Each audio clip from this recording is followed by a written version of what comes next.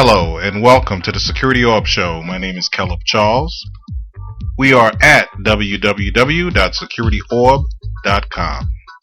The SecurityOrb Show discusses issues in information security, digital privacy, and internet safety with some of the contributors in the field. Today, we'll be talking to Joseph Muniz, who is the co-author of Web Penetration Testing with Kali Linux, as well as the creator of the SecurityBlogger.com. When we come back, our discussion with Joseph.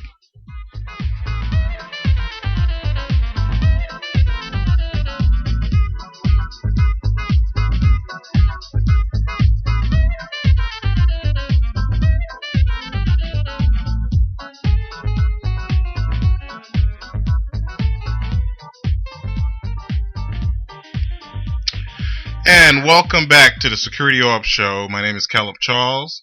And as stated, we have Joseph Muniz. Again, he is the Web Penetration Testing with Kali Linux co-author, as well as the creator of the Security Blogger website, which we'll get some more information on during the interview. Hello, Joseph. How you doing?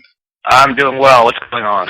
I'm doing well, and thank you for taking the time to speak to us here at SecurityOrb, not only about your book, which you co-authored, which is the Web Penetration Testing with Kali Linux, but as well as some other security-related issues.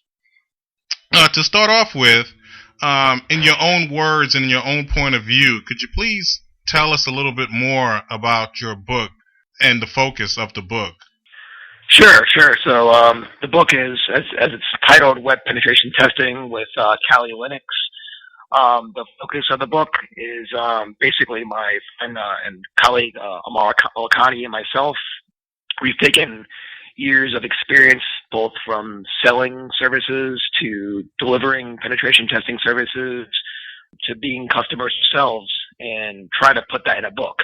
So it's basically us taking a open source tool, the most popular tool that's out there pretty much for penetration testing, and giving you kind of an overview of how to use that, and also having kind of a focus on the web penetration testing and service delivery practice. And what I mean by service delivery is creating reports and actually generating good data. So not just how to hack something, but how to actually use these tools and do something with the actual technology. Interesting. And if you can, how long have you been conducting web-based penetration testing? And I guess what got you into using Linux, Kali Linux, as a tool of choice?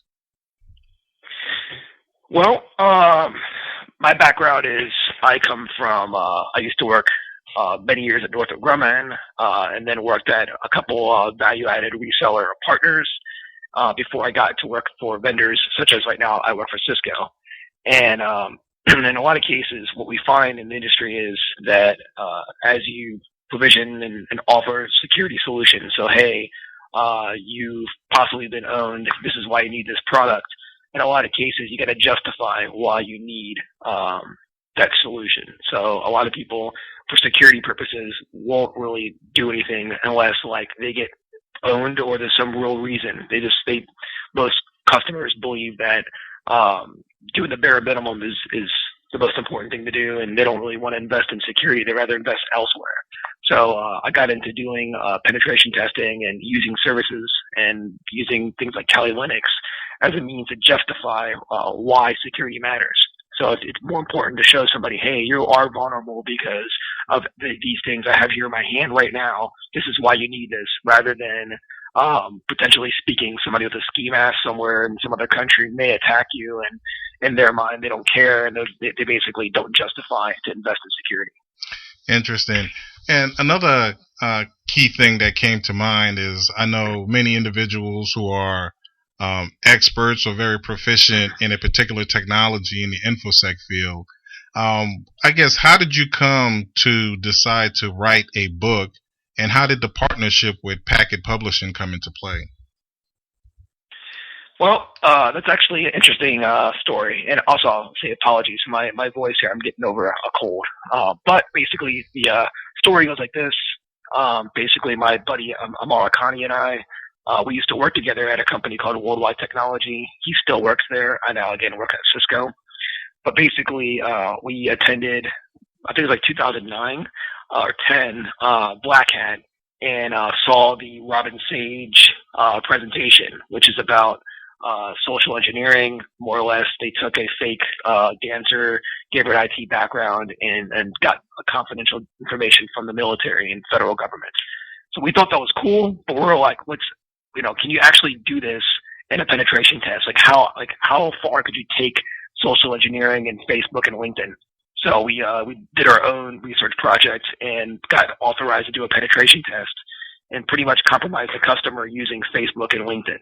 So we basically created a person called Emily Williams, which if you go to thesecurityblogger.com, so my blog, there's a bunch of the researches there, but basically completely compromised, where we friended a bunch of people and then started using tools from Kali Linux, at the time, Backtrack.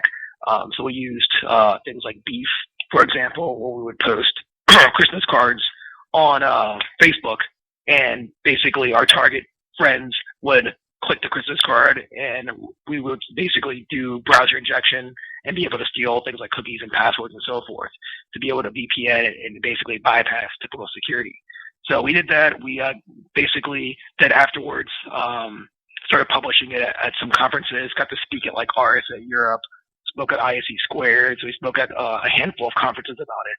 And while we were speaking about that research, the Packet T team approached myself and was like, hey, obviously you know how to use Linux and know how to use the Kali Linux package. Again, at the time it was Backtrack. You know how to use Backtrack. We're working on a cookbook, a latest 5.3 cookbook. We have 2 authors already. Do you want to be the third author for this this Backtrack cookbook? And I agreed, but I said, hey, my colleague Malakani and I are the ones that did the research. We should both be involved. So they eventually told us they didn't have room for 2 authors. So they said, you know what, we're going to keep the cookbook by itself, but we do really like what you guys have done. We want to give you your own contract and have you write your own book. And because the research was based on a web penetration test, it was based on using Facebook, LinkedIn, and a lot of social engineering tools. They suggested, why don't you get your own contract and write your guys' own book focused on web penetration testing using these tools. So that's the story. And the interesting fact is we wrote the first 4 chapters with the assumption it was a Backtrack penetration testing book, but basically we attended a class, the latest class, to try to understand the newest features. And while doing that, and met the developers of Backtrack, we were told, hey, actually this class is going to be on Kali Linux, and there's the beta version of Kali Linux. So we were like, oh crap, we're writing a book, and we're already 4 chapters into this book.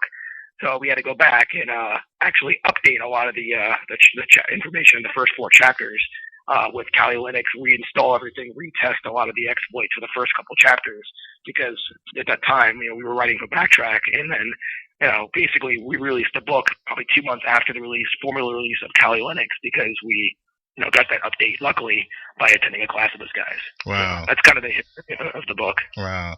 And another thing, you may have certain individuals that always say, one day I want to write the book.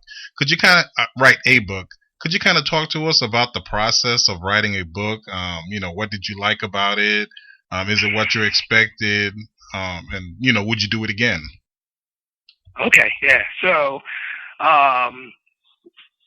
yes and no. It's definitely regarding what I expected. I mean, obviously I expected to write. What I didn't expect was a lot of the iterations. So one thing about writing a book in general, it's you start off writing a book, and the publisher that you deal with and the way you do things matters, and it's different for everybody's experience. So I have colleagues of mine at Cisco that have written the Cisco Press books. And I wrote, my book with Packet T. I've talked to others who wrote books like Starch Press, etc. And it seems like the experiences are similar in some stances, similar in others, or not similar in others. So, for example, most of the time you have to do it off hours, and that is challenging. It may not seem challenging, but if you have to work a full day and then try to put in, real effort and energy a couple hours later in writing a book, that's tough. So obviously, you could get your employer to be gun ho and sponsor you and give you 2 hours a day to write a book. That's the best scenario. Where like in our case, we had both like write the book and do it after hours, and that was challenging. Second thing for me that was interesting was the collaboration piece. So we were co-authoring this, and we both had a lot of ideas. So we would have to have meetings, like weekly meetings, where we would get on basically WebEx and talk about, all right, here's how we're going to approach this chapter.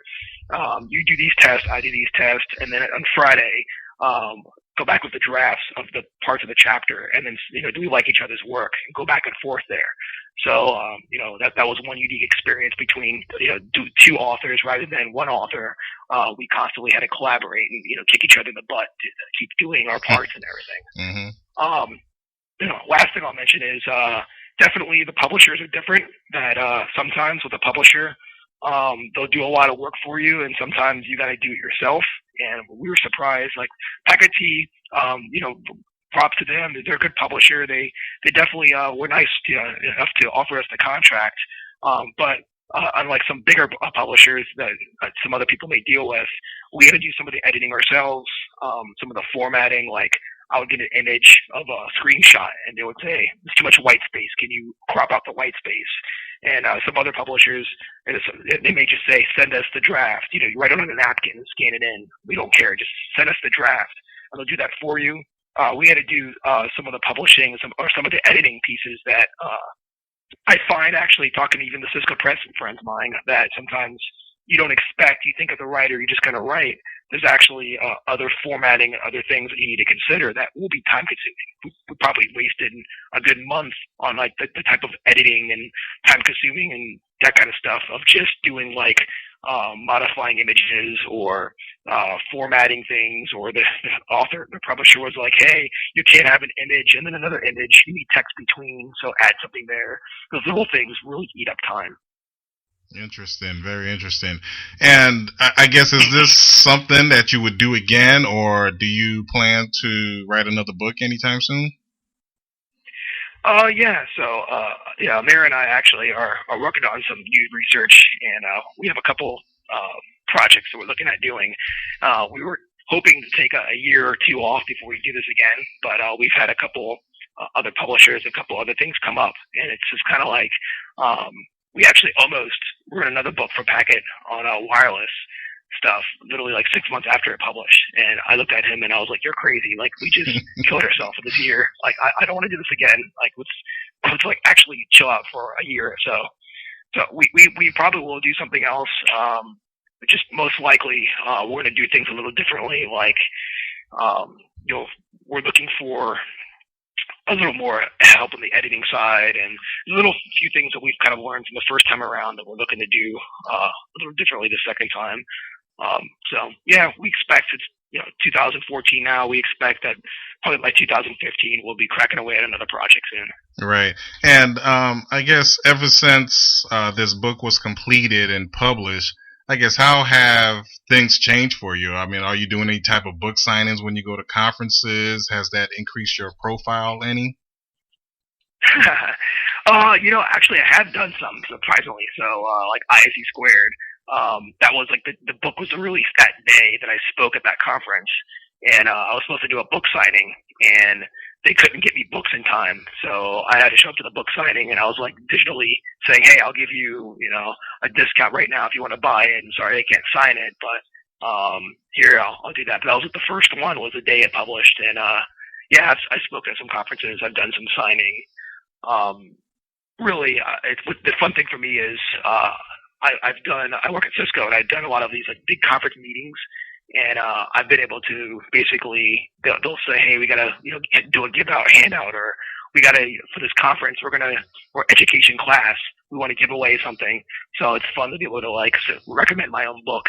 So I'll be at a conference, and they'll be like, "All right, you're doing a tech talk, and all 100 attendees get a free giveaway. Joey, what do you suggest?" I'll be like, "Well, how about this book right here?" It'll expense 100. So I kind of like that. Right.